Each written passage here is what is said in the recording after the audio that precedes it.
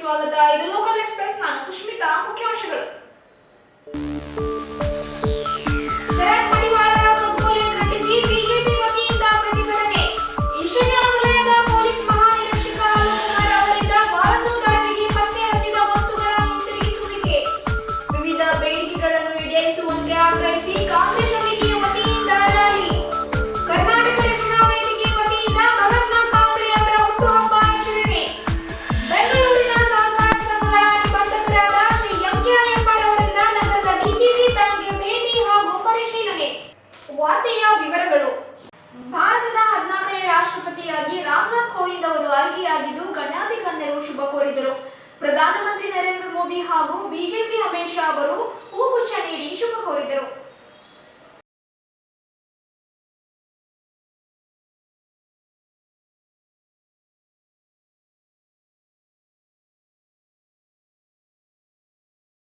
ಶರತ್ ಮಡಿವಾಳರ ಕಗ್ಗೊಲೆ ಖಂಡಿಸಿ ಕಳೆದ 4 ವರ್ಷಗಳಲ್ಲಿ ರಾಜ್ಯದಲ್ಲಿ ಕಾನೂನು ವ್ಯವಸ್ಥೆ ಸಂಪೂರ್ಣ ಹದಗೆಟ್ಟಿದ್ದು, ರಾಷ್ಟ್ರ ಮಟ್ಟದಲ್ಲಿ ಕರ್ನಾಟಕ ಕಾನೂನು ಅವ್ಯವಸ್ಥೆಯ ವಿಷಯ ನಿರಂತರವಾಗಿ ಪ್ರಸ್ತಾಪಿಸಲ್ಪಟ್ಟಿದೆ. ಎಲ್ಲಾ ಹಂತಗಳಲ್ಲಿಯೂ ರಾಜ್ಯದ ಆಡಳಿತ ಹಳಿ ತಪ್ಪಿದ್ದು, ಇದನ್ನು ಖಂಡಿಸಿ ನಗರದಲ್ಲಿ ಬಿಜೆಪಿ ವತಿಯಿಂದ ಪ್ರತಿಭಟನಾ ರ್ಯಾಲಿ ನಡೆಸಲಾಯಿತು. ಅಲ್ಲದೆ ಎಂಎಲ್ಸಿ ರಘುನಾಥ್ ರಾವ್ ಅವರು ಮಾತನಾಡಿ ರಾಜ್ಯ ಸರ್ಕಾರದ ಕಾನೂನು ವಿರುದ್ಧ ಕಿಡಿಕಾರಿದರು. ರಾಷ್ಟ್ರ ಮಟ್ಟದಲ್ಲಿ ಕರ್ನಾಟಕದ ಕಾನೂನು ಅವ್ಯವಸ್ಥೆಯ ವಿಷಯ ನಿರಂತರವಾಗಿ ಪ್ರಸ್ತಾಪಿಸಲ್ಪಟ್ಟಿದ್ದು, ಎಲ್ಲ ಹಂತಗಳಲ್ಲಿಯೂ ರಾಜ್ಯದ ಆಡಳಿತ ಹಳಿ ತಪ್ಪಿದೆ.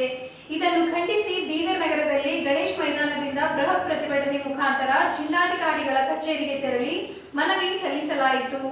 ಈ ವೇಳೆಯಲ್ಲಿ ವಿಧಾನ ಪರಿಷತ್ ಸದಸ್ಯರಾದ ರಘುನಾಥ್ ರಾವ್ ಮಲ್ಕಾಪುರಿ ಅವರು ಮಾತನಾಡುತ್ತಾ, ಈ ರಾಜ್ಯದಲ್ಲಿ ಸಿದ್ದರಾಮಯ್ಯನವರ ಕಾಂಗ್ರೆಸ್ ಸರ್ಕಾರ ನಡೆಯುತ್ತಿದ್ದು, ಜಿಲ್ಲೆಯಲ್ಲಿ ರಾಷ್ಟ್ರೀಯ ಸೇವಾ ಸಂಘ ಮತ್ತು ಹಿಂದೂ ಸಂಘಟನೆಗಳ ಮೇಲೆ ಹಾಗೂ ಬಿಜೆಪಿಯ ಕಾರ್ಯಕರ್ತರ ಮೇಲೆ ಹಲ್ಲೆಗಳು ಆಗ್ತಾ ಇವೆ. ಅದನ್ನು ರಾಜ್ಯ ಸರ್ಕಾರ, ಸನ್ಮಾನ್ಯ ಮುಖ್ಯಮಂತ್ರಿಗಳು ಪ್ರತಿಯೊಂದು ವಿಷಯಗಳನ್ನು ಬಹಳ ಹಗುರವಾಗಿ ತೆಗೆದುಕೊಳ್ಳುತ್ತಿದ್ದಾರೆ. ಇದು ಅವರಿಗೆ ಶೋಭೆ ತರುವುದಿಲ್ಲ ಎಂದು ಹೇಳಿದರು. ಕಳೆದ ಹಲವಾರು ದಿನಗಳಿಂದ ಈ ರಾಜ್ಯದಲ್ಲಿ ಸನ್ಮಾನ್ಯ ಸಿದ್ದರಾಮಯ್ಯ ನೇತೃತ್ವದ ಕಾಂಗ್ರೆಸ್ ಸರ್ಕಾರ ಒಂದು ಥರ ವ್ಯವಸ್ಥಿತವಾಗಿ ರಾಷ್ಟ್ರೀಯ ಸ್ವಯಂ ಸೇವಕ ಸಂಘ ಮತ್ತು ಹಿಂದೂ ಸಂಘಟನೆಗಳ ಮೇಲೆ ಹಾಗೂ ಭಾರತೀಯ ಜನತಾ ಪಕ್ಷದ ಕಾರ್ಯಕರ್ತರ ಮೇಲೆ ಏನು ಹಲ್ಲೆಗಳಾಗ್ತಾ ಇದೆ, ಅದನ್ನು ರಾಜ್ಯ ಸರ್ಕಾರ, ಗೃಹ ಇಲಾಖೆ, ಸನ್ಮಾನ್ಯ ಮುಖ್ಯಮಂತ್ರಿಗಳು ಪ್ರತಿಯೊಂದು ವಿಷಯದಲ್ಲಿ ಬಹಳ ಹಗುರವಾಗಿ ತೆಗೆದುಕೊಳ್ಳುವಂಥದ್ದು ನಾವು ನೋಡ್ತಾ ಇದ್ದೀವಿ. ಇದು ಪ್ರಜಾತಂತ್ರ ವ್ಯವಸ್ಥೆಯಲ್ಲಿ ಜನರಿಂದ ಆಯ್ಕೆಯಾದಂಥ ಒಂದು ಸರ್ಕಾರ ಮತ್ತು ಮುಖ್ಯಮಂತ್ರಿ, ಗೃಹ ಸಚಿವರಿಗೆ ಶೋಭೆ ತರುವಂಥ ಕೆಲಸ ಅಲ್ಲ. ಈ ಥರ ಪದೇ ಪದೇ ಭಾರತೀಯ ಜನತಾ ಪಕ್ಷ, ರಾಷ್ಟ್ರೀಯ ಸ್ವಯಂ ಸೇವಕ ಸಂಘ ಮತ್ತು ಹಿಂದೂ ಪರ ಸಂಘಟನೆಗಳ ಕಾರ್ಯಕರ್ತರ ಕೊಲೆಯನ್ನು ನೋಡಿದರೆ ಇದು ವ್ಯವಸ್ಥಿತವಾಗಿ ನಡೀತಾ ಇದೆ ಅನ್ನೋಂಥ ಗುಮಾನೆ ಶ್ರೀಸಾಮಾನ್ಯರಲ್ಲಿ ಇವತ್ತು ನಾಡಿನಲ್ಲಿ ಬಂದಿದೆ. ನಮ್ಮೆಲ್ಲರಿಗೂ ಗೊತ್ತಿದೆ, ನಮ್ಮ ದೇಶದಲ್ಲಿ ಪಶ್ಚಿಮ ಬಂಗಾಳ ಒಂದು ರಾಜ್ಯದಲ್ಲಿ ಇಲ್ಲಿವರೆಗೆ ಸಾಯೋ ವಯಸ್ಸಲ್ಲ, ಒಬ್ಬ ಸಾಮಾನ್ಯ ಕಾರ್ಯಕರ್ತ, ಸಾಮಾನ್ಯ ಕುಟುಂಬದಿಂದ ಬಂದಂಥ ಕಾರ್ಯಕರ್ತ ಅವನು ಕೊಲೆ ಆಗ್ತದೆ. ಈಗಾಗಲೇ ನಮ್ಮ ದತ್ತಾತ್ರೇಯ ಹೇಳಿದ್ರು, ಸುಮಾರು 21 ಜನ ಹಿಂದೂ ಪರ ಸಂಘಟನೆ, ಭಾರತೀಯ ಜನತಾ ಪಕ್ಷ, ರಾಷ್ಟ್ರೀಯ ಸ್ವಯಂ ಸೇವಕ ಸಂಘದ ಕಾರ್ಯಕರ್ತರನ್ನ ಕಗ್ಗಲೆ ಮಾಡಿರೋದು ನಮ್ಮ ಕಣ್ಮುಂದಿದೆ. ನಾನು ರಾಜ್ಯ ಸರ್ಕಾರಕ್ಕೆ ಒತ್ತಾಯನ ಮಾಡ್ತೀನಿ, ಇದು ಪ್ರಜಾತಂತ್ರ ವ್ಯವಸ್ಥೆಗೆ ನೀವು ಮಾರಕವಾಗಿ ನಡೀತಾ ಇದ್ದೀರಿ. ಸನ್ಮಾನ್ಯ ಸಿದ್ದರಾಮಯ್ಯ ನೀವು ಅರ್ಥ ಮಾಡ್ಕೋಬೇಕು. ಶೈಲೇಂದ್ರ ಬೆದ್ದಾಳೆ ಅವರು ಮಾತನಾಡುತ್ತಾ, ಶರತ್ ಮಡಿವಾಳ್ ಅವರ ಹತ್ಯೆಯಾಗಿ ಇಷ್ಟು ದಿವಸವಾದರೂ ಇನ್ನೂ ಆರೋಪಿಗಳನ್ನು ಬಂಧಿಸಿಲ್ಲ. ಅವರ ಕೊಲೆಯಾದ 12 ಗಂಟೆಗಳಾದರೂ ಅವರ ಕೊಲೆ ಪ್ರಕರಣದ ಬಗ್ಗೆ ಉಲ್ಲೇಖ ಮಾಡಿಲ್ಲ. ಸಿದ್ದರಾಮಯ್ಯನವರ ಸರ್ಕಾರ ಒತ್ತಡದಲ್ಲಿ ಜನರನ್ನು ಹತ್ತಿಕ್ಕುತ್ತಿದೆ. ರಾಮರಾಜ್ಯ ಬರುವುದೇ ಯಡಿಯೂರಪ್ಪನವರು ಮುಖ್ಯಮಂತ್ರಿಯಾದ ಮೇಲೆ ಎಂದು ಸಿದ್ದರಾಮಯ್ಯನವರ ವಿರುದ್ಧ ಕಿಡಿಕಾರಿದರು. ಈ ಸಂದರ್ಭದಲ್ಲಿ ಬಿಜೆಪಿಯ ಜಿಲ್ಲಾ ಪ್ರಧಾನ ಕಾರ್ಯದರ್ಶಿ ಬಾಬುರಾವ್ ಕಾರ್ಬಾರಿ, ಜಯಕುಮಾರ್ ಕಾಂಗೆ, ಜಗನ್ನಾಥ್ ಪಾಟೀಲ್ ಮತ್ತು ಹಲವು ಬಿಜೆಪಿ ಕಾರ್ಯಕರ್ತರು, ಮುಖಂಡರು ಉಪಸ್ಥಿತರಿದ್ದರು. ರಾಹುಲ್ ಗಾಂಧಿ ಅದೇ ಚೀನಾದ ರಾಯಭಾರಿಯನ್ನು ಹೋಗಿ ಕಪ್ಪನಲ್ಲಿ ಭೇಟಿ ಮಾಡುವಂತ ಪ್ರಸಂಗ ನಿಮ್ಮ ಮಾನಸಿಕತೆ ಏನು ತೋರಿಸ್ಕೊಡ್ತಾ ಇದೆ ಸ್ವಾಮಿ? ಈ ದೇಶದ ಪರವಾಗಿದ್ದೀರಾ, ಈ ದೇಶದ ವಿರೋಧವಾಗಿದ್ದೀರಾ? ಹೀಗೆ ಈ ದೇಶದ ಮಾನಸಿಕತೆಯನ್ನು ಅರ್ಥ ಮಾಡ್ಕೊಟ್ಟಿಲ್ಲ. ಭಾರತೀಯ ಜನತಾ ಪಾರ್ಟಿ ಹೋರಾಟಕ್ಕೆ, ಭ್ರಷ್ಟ ಕಾಂಗ್ರೆಸ್ ಸರ್ಕಾರಕ್ಕೆ, ಗುಂಡಾಗಿರಿ ಕಾಂಗ್ರೆಸ್ ಸರ್ಕಾರಕ್ಕೆ, ಜನವಿರೋಧಿ ಕಾಂಗ್ರೆಸ್ ಸರ್ಕಾರಕ್ಕೆ ಸಿದ್ದರಾಮಯ್ಯವರು ಕೊಟ್ಟಿದ್ದಾರೆ 4.5 ವರ್ಷದಲ್ಲಿ. ಈ ಕೊನೆ ಅಂತಿಮ ಘಟ್ಟಕ್ಕೆ ಬಂದದವರು. ಇದು ಕೊಲೆ ಭಾಗ್ಯ ಕೊಟ್ಟಂದ್ರೆ ನನ್ನ ಅಧಿಕಾರ ಮುಗೀತು ಅಂತಂದು ಇದೊಂದು ರಾಜ್ಯ ಜನತೆ ಕೊಡ್ತಾ ಇದ್ದಾರೆ. ಯಾರು ರಾಜ್ಯದ ಪರ ಧ್ವನಿ ಎತ್ತಾರ, ದೀನ್ ದಲಿತರ ಬಗ್ಗೆ, ಇನ್ನಿತರ ಒಳ್ಳೆ ಅಧಿಕಾರಿಗಳು ಭ್ರಷ್ಟಾಚಾರ ವಿರುದ್ಧ ಅವರೆಲ್ಲರನ್ನು ಟ್ರಾನ್ಸ್ಫರ್ ಮಾಡಿ ಅವ್ರ ಮೇಲೆ ಪ್ರೆಷರ್ ಹಾಕಿ ಅವರನ್ನು ಆಡಳಿತದಲ್ಲಿ ವೀಕ್ ಮಾಡಿ ಅವ್ರಿಗೆ ಟ್ರಾನ್ಸ್ಫರ್ ಮಾಡುವಂಥ ಕಾರ್ಯ ರಾಜ್ಯ ಸರ್ಕಾರ, ಸಿದ್ದರಾಮಯ್ಯ ಸರ್ಕಾರ ನಡೀತಾ ಇದೆ. ಶರತ್ ಮಡಿವಾಳ ಅವರು ಒಂದೇ ಟೈಪ್ ರಾಜ್ಯದಲ್ಲಿ ಮರ್ಡರ್ ಆಗ್ತಾ ಇದೆ, ಕುತ್ತಿಗೆ ಕಟ್ ಮಾಡುವ ಮುಖಾಂತರ. ಈ ಒಂದು ಹತ್ಯೆ ಆರೋಪಿಗಳು ಇನ್ನಿತನ ಹಿಡಿದಿಲ್ಲ. ಅವರು ಸತ್ತು 12 ಗಂಟೆ, ಶರತ್ ಮಡಿವಾಳರು ಹತ್ಯೆ ಆದ 12 ತಾಸು ತನೂ ಅವ್ರ ಮರ್ಡರ್ ಅದ್ರ ಬಗ್ಗೆ ಉಲ್ಲೇಖ ಮಾಡಿಲ್ಲ, ಡಿಕ್ಲೇರ್ ಕೂಡ ಮಾಡಿಲ್ಲ, ಸಾವಿನ ಡಿಸ್ಕ್ಲೋಸ್ ಕೂಡ ಮಾಡಿ. ಇಂಥ ಒಂದು ಪ್ರೆಷರೈಸ್ ಪಾಲಿಟಿಕ್ಸ್, ಜನರನ್ನು ಹತ್ತಿಕ್ಕ ಒಂದು ಪ್ರೆಷರೈಸ್ ಪಾಲಿಟಿಕ್ಸ್ ಸಿದ್ದರಾಮಯ್ಯ ಸರ್ಕಾರ ಹಾಗೂ ಗೃಹ ಇಲಾಖೆ ಮಾಡ್ತಾ ಇದೆ. ಇದೆಲ್ಲ ಅಧಿಕಾರಿಗಳಿಗೆ ನಾನು ಹೇಳಕ್ಕೆ ಇಚ್ಛಪಡ್ತೀನಿ. ಸರ್ಕಾರ ಇರುತ್ತೆ, ಹೋಗುತ್ತೆ. ಮುಂದೆ ರಾಜ್ಯ ಜನತೆ ಇನ್ನೊಂದು 6-7 ತಿಂಗಳು ವೇಟ್ ಮಾಡ್ಬೇಕತ್ತು. ರಾಮ ರಾಜ್ಯ ಬರೋದೇ ಸನ್ಮಾನ್ಯ BS ಯಡಿಯೂರಪ್ಪ ಮುಖ್ಯಮಂತ್ರಿ ಆಗ್ತಾ ಇದೆ. ಅದಕ್ಕೆ ತಾವು ಕೂಡ ಎಚ್ಚರಿಕೆಯಿಂದ ಕೆಲಸ ಮಾಡ್ಬೇಕಂತ ನಾನು ತಮ್ಮ ಆಗ್ರಹ ಪಡಿಸ್ತೀನಿ. ಜಿಲ್ಲೆಯಲ್ಲಿ ಜನವರಿ ತಿಂಗಳಿನಿಂದ ಜೂನ್ ತಿಂಗಳವರೆಗೆ ದರೋಡೆ, ಸುಲಿಗೆ, ಕಳವು, ರಾತ್ರಿ ಕಳವು, ಸಾಮಾನ್ಯ ಕಳವು ಸೇರಿದಂತೆ ಒಟ್ಟು 118 ಪ್ರಕರಣಗಳಲ್ಲಿ 70.52 ಲಕ್ಷ ಮೌಲ್ಯದ ವಸ್ತುಗಳು ಕಳುವಾಗಿದ್ದು, ಅದರ ಪೈಕಿ 45.69 ಲಕ್ಷ ಮೌಲ್ಯದ ವಸ್ತುಗಳು ಪತ್ತೆ ಹಚ್ಚಿ ವಾರಸುದಾರರಿಗೆ ಈಶಾನ್ಯ ವಲಯದ ಪೊಲೀಸ್ ಮಹಾನಿರೀಕ್ಷಕ ಆಲೋಕ್ ಕುಮಾರ್ ಅವರು ಹಿಂತಿರುಗಿಸಿದರು. ಜಿಲ್ಲೆಯಲ್ಲಿ ಜನವರಿ ತಿಂಗಳಿನಿಂದ ಜೂನ್ ವರೆಗೆ ದರೋಡೆ, ಸುಲಿಗೆ, ಕಳವು, ರಾತ್ರಿ ಕಳವು, ಸಾಮಾನ್ಯ ಕಳವು ಸೇರಿದಂತೆ ಒಟ್ಟು 118 ಪ್ರಕರಣಗಳಲ್ಲಿ 70.52 ಲಕ್ಷ ಮೌಲ್ಯದ ವಸ್ತುಗಳು ಕಳವಾಗಿದ್ದವು. ಅದರ ಪೈಕಿ 45.69 ಲಕ್ಷ ಮೌಲ್ಯದ ವಸ್ತುಗಳ ಪತ್ತೆ ಹಚ್ಚಿ ವಾರಸುದಾರರಿಗೆ ಹಿಂತಿರುಗಿಸಲಾಯಿತು. ಹಳೆ ಮತ್ತು ಹೊಸ ಸಾಲಿನ ಪ್ರಕರಣಗಳು ಸೇರಿ ಒಟ್ಟು 47 ಪ್ರಕರಣಗಳನ್ನು ಪತ್ತೆ ಹಚ್ಚಿ 860 ಗ್ರಾಂ ಬಂಗಾರ, 770 ಗ್ರಾಂ ಬೆಳ್ಳಿ, ನಗದು ಹಣ, ಕಾರು, ಮೋಟಾರ್ ಸೈಕಲ್ ಹಾಗೂ ಬಿಡಿ ಭಾಗಗಳನ್ನು ಜಪ್ತಿ ಮಾಡಲಾಗಿತ್ತು. ಜಪ್ತಿ ಮಾಡಿದ ಸ್ವತ್ತನ್ನು ಬುಧವಾರ ಈಶಾನ್ಯ ವಲಯದ IGP ಆಲೋಕ್ ಕುಮಾರ್ ಅವರು ಬುಧವಾರ ಜಿಲ್ಲಾ ಪೊಲೀಸ್ ವರಿಷ್ಠಾಧಿಕಾರಿಗಳ ಕಚೇರಿಯಲ್ಲಿ ವಾರಸುದಾರರಿಗೆ ಹಿಂತಿರುಗಿಸಿದರು.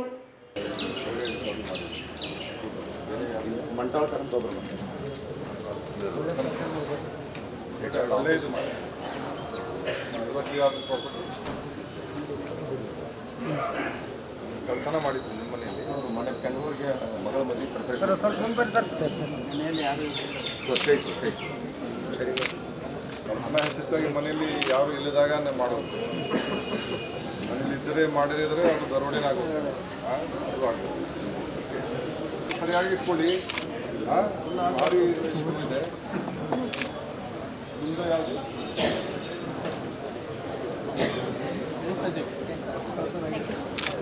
ಇದು ಮಾಡಿ ರೈಟ್ ಹ್ಯಾಂಡ್ಸ್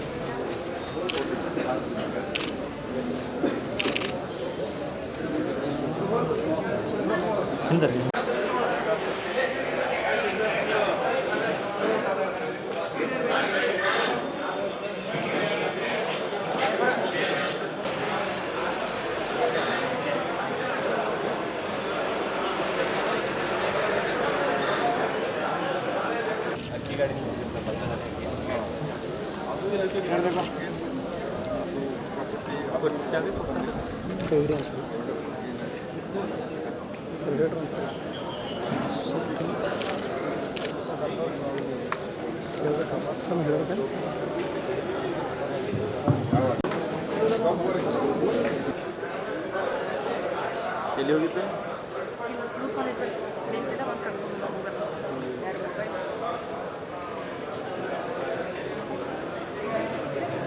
ಅದು ಭಾಳ ಒಳ್ಳೆ ಪ್ರಕರಣ ಇದೆ. 8 ಲಕ್ಷದ್ದು ಅವ್ರ ಪ್ರಾಪರ್ಟಿ ರಿಕವರಿ ಆಗಿದೆ. ಆ ಪ್ರಾಪರ್ಟಿ ಒಳಗಡೆ ಇದು ಕೋಆಪರೇಟಿವ್ ಸೊಸೈಟಿದು ಒಂದು ಅಲ್ಲಿ ಕಳ್ತನ ಆಗಿತ್ತು ಬಾಲ್ಕಿ ನಗರದಲ್ಲಿ. ಆ ಕೇಸ್ ಒಂದು ಪತ್ತೆ ಆಗಿದ್ದು, ಅದು ಭಾಳ ಒಳ್ಳೆ ಪ್ರಕರಣ ಅವರು ಮಾಡಿದ್ದಾರೆ. ಮತ್ತು ಬೇರೆ ಒಬ್ಬರು ಗೌರ್ಮೆಂಟ್ ಎಂಪ್ಲಾಯ್ ಇದ್ದರು, ಅವ್ರದ್ದು ಕೂಡ ಕೇಸ್ ಇದು ಪತ್ತೆ ಆಗಿದೆ, ಅದು ಒಳ್ಳೆ ಕೇಸ್ ಇದೆ. ಅದು ಬಿಟ್ಟು ಈ ನೂತನ್ ನಗರ್ ಪೊಲೀಸ್ ಠಾಣೆಯಲ್ಲಿ ಮತ್ತು ಗಂಜ್ ಠಾಣೆಯಲ್ಲಿ ಅದು ಸೇರಿ 2 ಪೊಲೀಸ್ ಸ್ಟೇಷನ್ನಲ್ಲಿ ಅದಕ್ಕೆ 16 ಇದು ಚೈನ್ ಸ್ನ್ಯಾಚಿಂಗ್ ಪ್ರಕರಣ ಇದು ಪತ್ತೆಯಾಗಿದೆ. ಅದು ಕೂಡ ಬಹಳ ಒಳ್ಳೆ ಕೆಲಸ ಮಾಡಿದ್ದಾರೆ. ಯಾಕೆಂದ್ರೆ ಚೈನ್ ಸ್ನ್ಯಾಚಿಂಗ್ ಒಂದು ಭಾಳ ದೊಡ್ಡ ಹಾವಳಿ. ಈ ವರ್ಷ ಕೂಡ ಇದು 3-4 ಚೈನ್ ಸ್ನ್ಯಾಚಿಂಗ್ ಈಗ ಏನಿದೆ ಇಲ್ಲಿ ನೂತನ್ ನಗರದಲ್ಲಿ ಆಗಿದೆ. ಅದು ಕೂಡ ಪ್ರಯತ್ನ ಪಡ್ತಾ ಇದ್ದಾರೆ ಆ ಕೇಸ್ ಕೂಡ ಡಿಟೆಕ್ಟ್ ಮಾಡಬೇಕು. ಸೊ ಅದು ಒಳ್ಳೆ ಕೆಲಸ ಮಾಡಿದ್ದಾರೆ. ಮತ್ತು ಕೆಲವು ವಾಹನ ಏನಿದೆ ಅದು ಒಂದು ತಿಂಗಳ ಒಳಗಡೆ ಅವರು ಕೇಸ್ ಪತ್ತೆ ಮಾಡಿದ್ದಾರೆ. ಮೋಟರ್ ಸೈಕಲ್ನಲ್ಲಿ 1 ತಿಂಗಳ ಒಳಗಡೆ ಕೇಸ್ ಪತ್ತೆ ಮಾಡೋದು ಬಹಳ ಕಷ್ಟದ ಕೆಲಸ. ಯಾಕೆಂದರೆ ಅವರು ಕಳ್ಳತನ ಮಾಡಿಕೊಂಡು ಬೇರೆ ಕಡೆ ಹೋಗಿರ್ತಾರೆ. ಆದರೆ 1 ತಿಂಗಳ ಒಳಗಡೆ ಅವರು ಕೇಸ್ ಇದು ಪತ್ತೆ ಮಾಡಿದರೆ ನ್ಯೂ ಟೌನ್ ಪೊಲೀಸ್ ಸ್ಟೇಷನ್ದು ಅದು ತಂಡ ಏನಿದೆ ಅದು ಒಳ್ಳೆ ಕೆಲಸ ಮಾಡಿದರೆ ಅವರಿಗೆ ಕೂಡ ನಾನು ಅಭಿನಂದನೆಯನ್ನು ಸಲ್ಲಿಸ್ತೇನೆ. ಮತ್ತು ಬಸವ ಕಲ್ಯಾಣ್ ಒಂದು ಲಾರಿ ಕಳ್ಳತನ ಆಗಿತ್ತು. ಸೊ ಇದೆಲ್ಲ ಸೇರಿ 45 ಲಕ್ಷದು ಅವರು ಪ್ರಾಪರ್ಟಿ ರಿಕವರ್ ಮಾಡಿದ್ದಾರೆ. ಒಳ್ಳೆ ಕೆಲಸ ಮಾಡಿದ್ದಾರೆ. ಅದಕ್ಕಾಗಿ ನಾವು ಈ ಇದು ಬಾಲ್ಕಿ ಟೀಮ್ ಏನಿದೆ ಅವರಿಗೆ 10,000 ನಾವು ಬಹುಮಾನ ಏನಿದೆ ಅವರಿಗೆ ಶಿಫಾರಸು ನಾನು ಮಾಡಿದ್ದೇನೆ. ನಾನು ನಮ್ಮ ಆಫೀಸಿಂದ ಅವ್ರಿಗೆ ನಾವು ಕೊಡ್ತೀವಿ. ಮತ್ತು ಬೇರೆ ಟೀಮ್ ಏನಿದೆ ಚೈನ್ ಸ್ನ್ಯಾಚಿಂಗ್ ಟೀಮ್ಗೆ ಅವ್ರಿಗೆ ಕೂಡ ನಾವು 10,000 ಬಹುಮಾನದಿಂದ ಚೈನ್ ಸ್ನ್ಯಾಚಿಂಗ್ ಯಾರು ಮಾಡಿದರೆ ಅದು ಡಿಟೆಕ್ಟ್ ಮಾಡಿದರೆ ಅವ್ರಿಗೆ ನಾವು ಕೊಡ್ತೀವಿ. ಒಳ್ಳೆ ಕೆಲಸ ಮಾಡಿದರೆ SP ಬೀದರ್ ಪ್ರಕಾಶ್ ನಿಕಮ್ ಅವರಿಗೆ, ಅವ್ರದ್ದು ಅಡಿಷನಲ್ SP ಶ್ರೀಹರಿ ಬಾಬು ಅವರಿಗೆ, ಮತ್ತು ಅವ್ರದ್ದು ಎಲ್ಲ ಸ್ಟಾಫ್ ಏನಿದ್ದಾರೆ ಅವ್ರದ್ದು ಆಗಿನ DSP ಅಶೋಕ್ ಕುಮಾರ್, ಮತ್ತು ಅದು ಬಾಲ್ಕಿ ಟೌನ್ ಇನ್ಸ್ಪೆಕ್ಟರ್ ಮಠಪತಿ ಭಜಂತ್ರಿ ಅವರು, ಇದು ನೂತನ್ ಠಾಣೆ ಇದು CPI ಅವರು ಭಜಂತ್ರಿ ಶಿವಶರಣಪ್ಪ ಭಜಂತ್ರಿ ಅವರಿಗೆ, ಅವ್ರದ್ದು ಸ್ಟಾಫ್ನವರಿಗೆ, ಅವ್ರದ್ದು ಕ್ರೈಮ್ ಸ್ಟಾಫ್ಗೆ, ಬಾಲ್ಕಿ ಸಬ್ ಡಿವಿಷನ್ದು ಕ್ರೈಮ್ ಸ್ಟಾಫ್, ಮತ್ತು ಬೇರೆ ಇದು ಕಟಕ್ ಚಿಂಚೋಳಿ ಅವರು ಮುಲ್ಲಾ ಅವ್ರಿಗೆ, ಮತ್ತು ಬೇರೆ ಯಾರ್ಯಾರು ಇದು ಮಾಡಿದ್ದಾರೆ ಅದು ಎಲ್ಲರಿಗೆ ನಾನು ಅಭಿನಂದನೆ ಸಲ್ಲಿಸ್ತೇನೆ. ಅದು ಒಳ್ಳೆ ಕೆಲಸ ಮಾಡಿದ್ದಾರೆ. ಮತ್ತು ಮುಂದೆ ಇದೇ ರೀತಿ ಅವರು ಅಪರಾಧ ತಡೆಗಟ್ಟಲಿಕ್ಕೆ ಮತ್ತು ಫಸ್ಟ್ ಇದಕ್ಕೆ ನಾವು ಅಪರಾಧ ಪ್ರಿವೆಂಟ್ನ ಮಾಡಬೇಕು. ನಾವು ಅಪರಾಧ ಆಗಬೇಕು ಅದು ನೋಡಿಕೊಂಡು ಪ್ರಯತ್ನ ಇದಕ್ಕೆ ಅದು ಡಿಟೆಕ್ಟ್ ಮಾಡಬೇಕು. ಅಷ್ಟಕ್ಕೆ ಅವರು ನೋಡಬಾರ್ದು. ಫಸ್ಟ್ಗೆ ಅಪರಾಧ ಆಗಲೇಬಾರ್ದು. ಅದು ಅವರು ನಾವು ಪ್ರಯತ್ನ ಪಡಬೇಕು. ಅಕಸ್ಮಾತ್ ಅಪ್ಪಿತಪ್ಪಿ ಅಪರಾಧ ಆಗಿದ್ದಾರೆ ಅದು ತಕ್ಷಣ ಏನಿದೆ ನಾವು ಪತ್ತೆ ಮಾಡಬೇಕು. ಇನ್ನೂ ಒಳ್ಳೆ ರೀತಿಯಿಂದ ಅವರು ಮಾಡಲಿ ನಾನು ಅವ್ರಿಗೆ ಒಂದು ಹಾರೈಸುತ್ತೇನೆ. ಅಂತಾರಾಷ್ಟ್ರೀಯ ಮಟ್ಟದ ಬ್ಯಾಂಕ್ವರೆಗೂ ಇರುವ ರೈತರ ಸಾಲ ಮನ್ನಾ ಮಾಡುವುದು ಮುಖ್ಯವಾದ ಬೇಡಿಕೆ ಈಡೇರಿಕೆ ಸಲುವಾಗಿ ಯುವ ಕಾಂಗ್ರೆಸ್ ಸಮಿತಿಯ ವತಿಯಿಂದ ರ್ಯಾಲಿಯನ್ನು ಹಮ್ಮಿಕೊಂಡಿದ್ದು, ಪ್ರತಿ ಫಲಾನುಭವಿಗಳ ಸಾಲ ಮನ್ನಾ ಮಾಡಬೇಕು ಎಂದು ಬೇಡಿಕೆಯ ಮೂಲಕ ಪ್ರತಿಭಟನಾ ರ್ಯಾಲಿ ನಡೆಸಿದರು. ಬೇಡಿಕೆ ಈಡೇರಿಸದಿದ್ದಲ್ಲಿ ಉಗ್ರ ಹೋರಾಟ ಮಾಡುವುದಾಗಿ ಎಚ್ಚರಿಕೆ ನೀಡಿದರು. ನಗರದ SBI ಬ್ಯಾಂಕ್ನಿಂದ ಡಾಕ್ಟರ್ BR ಅಂಬೇಡ್ಕರ್ ವೃತ್ತದವರೆಗೆ ಯುವ ಕಾಂಗ್ರೆಸ್ ಸಮಿತಿಯ ವತಿಯಿಂದ ಅಂತಾರಾಷ್ಟ್ರೀಯ ಮಟ್ಟದ ಬ್ಯಾಂಕ್ವರೆಗೂ ಇರುವ ರೈತರ ಸಾಲ ಮನ್ನಾ ಮಾಡುವುದು ಪ್ರಮುಖವಾದ ಬೇಡಿಕೆ ಈಡೇರಿಕೆ ಸಲುವಾಗಿ ಯುವ ಕಾಂಗ್ರೆಸ್ ಸಮಿತಿಯ ವತಿಯಿಂದ ರ್ಯಾಲಿಯನ್ನು ಹಮ್ಮಿಕೊಂಡಿದ್ದು, ಈ ರ್ಯಾಲಿಯನ್ನು ಉದ್ದೇಶಿಸಿ ರಾಜೇಂದ್ರ ಬಿರಾದರ್ ಅವರು ಮಾತನಾಡುತ್ತಾ, ನಮ್ಮ ಸಿದ್ದರಾಮಯ್ಯನವರ ಸರ್ಕಾರ ರೈತರ ಸಂಕಷ್ಟ ನೋಡಿ ಬ್ಯಾಂಕ್ನಿಂದ ಪ್ರತಿ ರೈತರಿಗೆ ಸಾಲ ಮನ್ನಾ ಮಾಡಿದೆ. ಆದರೆ ನರೇಂದ್ರ ಮೋದಿ ಅವರ ಸರ್ಕಾರ 3 ವರ್ಷವಿದ್ದರೂ ಕೂಡ ರೈತರಿಗೆ ಸಂಪೂರ್ಣ ರೀತಿಯಲ್ಲಿ ಸಾಲ ಮನ್ನಾವಾಗಿಲ್ಲ. ಸಂಸದರಾದ ಭಗವಂತ ಖೂಬಾರ್ ಅವರು ಅಂತಾರಾಷ್ಟ್ರೀಯ ಮಟ್ಟದವರೆಗೂ ಸಾಲ ಮನ್ನಾ ಮಾಡುವುದಾಗಿ ಹೇಳಿದರು. ಇವತ್ತು ನಾವು ಬಿದರ್ ಯೂತ್ ಕಾಂಗ್ರೆಸ್ ಘಟಕದಿಂದ ಬ್ಯಾಂಕ್ ಘೇರಾವ ಧರ್ನಾ ಮಾಡಕತ್ತಿದ್ದೆವು. ಕಾರಣ ಏನಂದರೆ ನಮ್ಮ ಸರ್ಕಾರ ಆದ ಸಿದ್ದರಾಮಯ್ಯ ಸರ್ಕಾರ ರೈತರ ಕಷ್ಟ, ರೈತರ ಸಂಕಟ ನೋಡಿ 50,000 ರೂಪಾಯಿ ಸಹಕಾರಿ ಬ್ಯಾಂಕ್ಗಳಿಗೆ ಪ್ರತಿ ರೈತರಿಗೆ ಸಾಲ ಮನ್ನಾ ಮಾಡಿದೆ. ಆದರೆ ನರೇಂದ್ರ ಮೋದಿ ಸರ್ಕಾರ 3 ವರ್ಷ ಇದ್ದರೂ ಭೀ ಅವರು ಯಾವ ರೀತಿಯಿಂದ ಚುನಾವಣೆ ಸಮಯದಲ್ಲಿ ರೈತರಿಗೆ ಮುಂದಿಕ್ಕಿ ಅವರು ಚುನಾವಣೆ ಗೆದ್ದಿದ್ದಾರೆ. ಅದು ಚುನಾವಣೆ ಗೆದ್ದ ಮೇಲೆ ಅವರು ಯಾವ ಭೀ ಕೆಲಸ ಮಾಡ್ತಿದ್ದಿಲ್ಲ. ಇದಕ್ಕೆ ನಾವು ಇಲ್ಲಿ ಧರಣಿ ಮಾಡುತ್ತಿದ್ದೆವು. ನಾವು ಬಿದರ್ದ ಸಂಸದಾದ ಭಗವಂತ ಖೂಬಾವ್ಗೆ ಈ ಮುಖಾಂತರ ಹೇಳೋದೇನೆಂದರೆ, ನೀವು ನಿಮ್ಮ ಕೇಂದ್ರ ಸರ್ಕಾರದಿಂದ ರೈತರಿಗೆ ನ್ಯಾಷನಲ್ ಬ್ಯಾಂಕ್ಲಿನಿಂದ ಯಾವ ಭೀ ಸಾಲ ಮನ್ನಾ ಮಾಡಬೇಕಂತೂ ನಾವು ಇಲ್ಲಿ ಮನವಿ ಮಾಡ್ತೀವಿ. ನೀವು ಆದರೆ ಈ ಪರಿಣಾಮ ತಗೊಂಡು ಹೋದರೆ ನಾವು ನಮ್ಮ ಯೂತ್ ಕಾಂಗ್ರೆಸ್ ಅವರು ನಿಮಗೆ ಬಿಡಲ್ಲ. ಇದು ಧರಣಿ ನಾವು ಹಿಂಗೆ ಮುಂದುವೈತು ಅಂತ ಈ ಮುಖಾಂತರ ಹೇಳಕ್ಕೆ ಇಷ್ಟಪಡ್ತೀವಿ. ತಾಲೂಕಾ ಅಧ್ಯಕ್ಷರಾದ ಅಜರ್ ಅಹಮದ್ ಖಾನ್ ಅವರು ಮಾತನಾಡುತ್ತಾ, ನಮ್ಮ ರಾಜ್ಯ ಸರ್ಕಾರವು 50,000 ಸಾಲ ಮನ್ನಾ ಮಾಡಿರುತ್ತದೆ. ಸಹಕಾರ ಬ್ಯಾಂಕ್ ಮೂಲಕ ಒಟ್ಟು 8,167 ಕೋಟಿ ರೂಪಾಯಿ ಇರುತ್ತದೆ. ಇದರಲ್ಲಿ 22,000 ಜನರಿಗೆ ಮಾತ್ರ ಇದ್ದು ಇದರ ಸದುಪಯೋಗ ಪಡೆದುಕೊಂಡಿರುತ್ತಾರೆ. ಇಡೀ ರಾಷ್ಟ್ರದಲ್ಲಿ ಒಟ್ಟು 8,93,35,000 ಜನರಿರುತ್ತಾರೆ. ಇದರಲ್ಲಿ 4,34,20,000 ಕರ್ಜಮಿ ಅಂದರೆ ಕುಂಬರಿರುತ್ತಾರೆ. ಆದ್ದರಿಂದ ನಮ್ಮ ಯುವ ಕಾಂಗ್ರೆಸ್ ಸಮಿತಿಯ ವತಿಯಿಂದ ಪ್ರತಿ ಫಲಾನುಭವಿಗಳ ಸಾಲ ಮನ್ನಾ ಮಾಡಬೇಕೆಂದು ನಮ್ಮ ಬೇಡಿಕೆಯಾಗಿರುತ್ತದೆ ಎಂದು ನುಡಿದರು. ಈ ರ್ಯಾಲಿಯಲ್ಲಿ ತಾಲೂಕಾ ಉಪಾಧ್ಯಕ್ಷರಾದ ಅಲಿಶನ್ ಖಾದ್ರಿ, ತಾಲೂಕಾ ಜನರಲ್ ಕಾರ್ಯದರ್ಶಿ Satish Upadhyaya, general secretary James Islampur ಹಾಗೂ ಮಾಜಿದ್ ಅಹಮದ್ ಖಾನ್ ಮತ್ತು ಕಾರ್ಯದರ್ಶಿಯಾದ ಶೇಖ್ ಇಮ್ರಾನ್ ಅವರು ಸೇರಿದಂತೆ ಹಲವಾರು ಕಾಂಗ್ರೆಸ್ ಕಾರ್ಯಕರ್ತರು, ಮುಖಂಡರು ಪಾಲ್ಗೊಂಡಿದ್ದರು. किसान मांगे पूरी करो, मांगे पूरी करो, कांग्रेस पक्ष के कांग्रेस। किसानों की कर्ज की जैसे दबाव में देख के किसानों का तकलीफ देख के जो सिद्धरामैया सरकार ने 8,167 करोड़ रुपए माफ़ किया, जिससे 22,000 किसानों को बेनिफिट मिला। तो टोटल 8 करोड़ 93 लाख 35,000 किसान को खानदान है टोटल इंडिया में, तो जिसमें से 4.5 करोड़ किसान कर्जे में मुब्तला है, जिसकी वजह से किसानों का कर्ज माफ़ नहीं होने से किसान खुदकुशी कर रहा है। तो किसान खुदकुशी कर रहा है तो देश पीछे जा रहा है। तो किसान जय जवान जय किसान का नारा लगाते हैं इलेक्शन से पहले, फिर जैसा इलेक्शन जीतते हैं मेकिंग इंडिया बोलते हैं, मेकिंग इंडिया बोल के फॉरेनर को इंडिया में बुलाते हैं और किसानों को धुक्कारते हैं। तो ये किसानों का कर्ज माफ़ करना बोल के हम लोग परसों जो है भगवंत खोबा के घर के सामने धरना दिए थे, वो अभी तक कोई इसका इंटीमेशन हमको वापस नहीं दिए कि आगे क्या प्रोसीजर है। तो इसीलिए हमने क्या करे, आज बैंक घेराव करे। अगर ये किसानों का कर्जा जब तक माफ़ नहीं हुआ तब तक हम यूथ कांग्रेस वाले धरना करते रहेंगे। आज ये धरना बैंक घेराव करें, कल भूख हड़ताल करने तैयार है हम लोग। जब तक किसान का कर्जा नहीं होगा तब तक हम यूथ कांग्रेस वाले आगे बढ़ेंगे। यूथ कांग्रेस जब तक किसान है तब तक यूथ कांग्रेस उनके साथ है।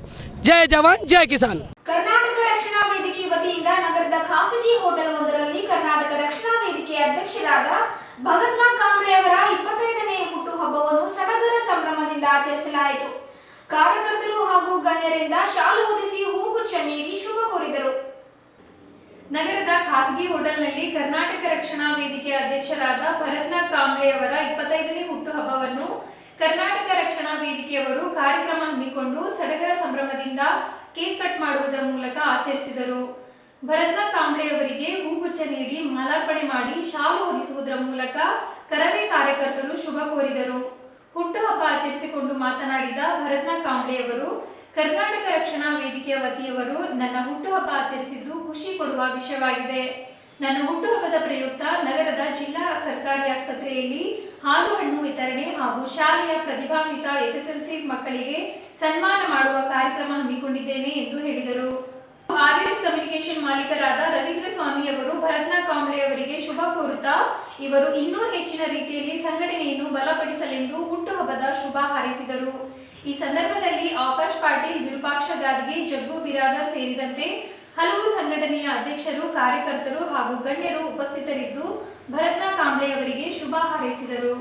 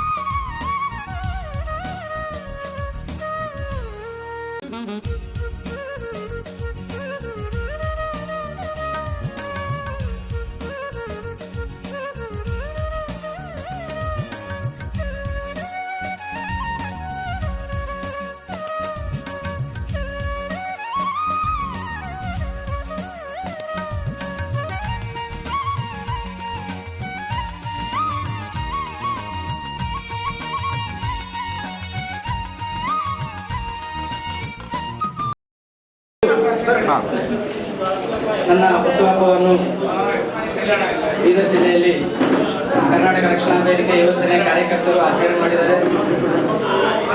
ಈ ದಿವಸ ತುಂಬ ಖುಷಿಯಾದಂಥ ದಿವಸ ನಮಗೆ. ಬೀದರ್ ಜಿಲ್ಲೆಯ ಕನ್ನಡ ಪರ ಸಂಘಟನೆಯ ಜಿಲ್ಲಾಧ್ಯಕ್ಷರು, ಕಾರ್ಯಕರ್ತರು ಹಾಗೂ ನನ್ನ ಪ್ರೀತಿಯ ಅಣ್ಣ ತಮ್ಮಂದಿರು ಎಲ್ಲರೂ ಈ ಕಾರ್ಯಕ್ರಮಕ್ಕೆ ಭಾಗವಹಿಸಿ ನನ್ನನ್ನು ಶುಭ ಕೋರಿದರು. ಈ ನನ್ನ ಹುಟ್ಟುಹಬ್ಬದ ಅಂಗವಾಗಿ ಜಿಲ್ಲಾ ಸರ್ಕಾರಿ ಆಸ್ಪತ್ರೆಯಲ್ಲಿ ಬಡ ರೋಗಿಗಳಿಗೆ ಹಾಲು ಹಣ್ಣು ಬಿಸ್ಕೆಟ್ ವಿತರಣೆ ಇದೆ ಹಾಗೂ ಶಾಲಾ ಪ್ರತಿಭಾವಂತ ವಿದ್ಯಾರ್ಥಿಗಳಿಗೆ SSLCಯಲ್ಲಿ ಉತ್ತೀರ್ಣ ಅಂಕ ಪಡೆದಂಥ ವಿದ್ಯಾರ್ಥಿಗಳಿಗೆ ಸನ್ಮಾನವನ್ನು ಮಾಡಿದ್ವಿ. ಈ ಕಾರ್ಯಕ್ರಮಕ್ಕೆ ಬಂದಂಥ ಎಲ್ಲ ನನ್ನ ಗಣ್ಯ ವ್ಯಕ್ತಿಗಳೇ, ನನ್ನ ಅಣ್ಣ ತಮ್ಮಂದರೆ, ಕರವೇ ಯುವ ಸೇನೆ ಕಾರ್ಯಕರ್ತರಿಗೆ ನನ್ನ ತುಂಬ ಹೃದಯದ ಅಭಿನಂದನೆಗಳನ್ನು ಸಲ್ಲಿಸುತ್ತೇನೆ. ಜೈ ಹಿಂದ್, ಜೈ. ಕರ್ನಾಟಕ ರಾಜ್ಯ ಸರ್ಕಾರ ಸಂಘಗಳ ನಿಬಂಧಕರಾದ ಶ್ರೀ MK ಅಯ್ಯಪ್ಪ ಬ್ಯಾಂಕಿನ ಪ್ರಗತಿ ಪರಿಶೀಲನೆ ನಡೆಸಿ ಮಾತನಾಡಿದ ಅವರು, ಇಡೀ ರಾಜ್ಯದಲ್ಲಿ ನಾನು ಎಲ್ಲಾ ಡಿಸಿಸಿ ಬ್ಯಾಂಕ್ಗಳಿಗೆ ಭೇಟಿ ನೀಡಿದ್ದೇನೆ.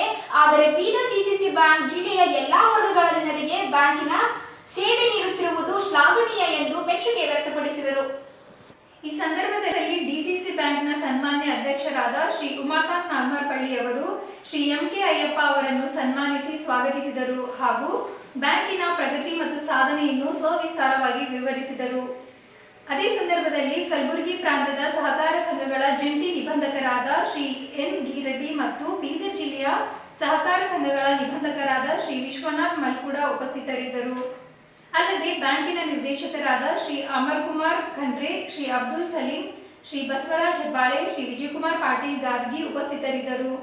ಬ್ಯಾಂಕಿನ ಮುಖ್ಯ ಕಾರ್ಯನಿರ್ವಹಣಾಧಿಕಾರಿಗಳಾದ ಶ್ರೀ ಮಲ್ಲಿಕಾರ್ಜುನ್ ಮಹಾಜನ್, ಪ್ರಧಾನ ವ್ಯವಸ್ಥಾಪಕರಾದ ಶ್ರೀ ಚಂದ್ರಶೇಖರ್ ಹತ್ತಿ, ಬ್ಯಾಂಕಿನ ಉಪ ಪ್ರಧಾನ ವ್ಯವಸ್ಥಾಪಕರುಗಳಾದ ಶ್ರೀ ವಿಠಲ್ ರೆಡ್ಡಿ, ಶ್ರೀ ಚೆನ್ನಬಸಯ್ಯ ಸ್ವಾಮಿ, ಶ್ರೀ ಸದಾಶಿವ್ ಪಾಟೀಲ್, ಶ್ರೀ ಪಂಡರಿ ರೆಡ್ಡಿ, ಶ್ರೀ ರಾಜ್ಕುಮಾರ್ ಆಣದುರೆ, ಶ್ರೀ ಅನಿಲ್ ಪಾಟೀಲ್ ಉಪಸ್ಥಿತರಿದ್ದರು.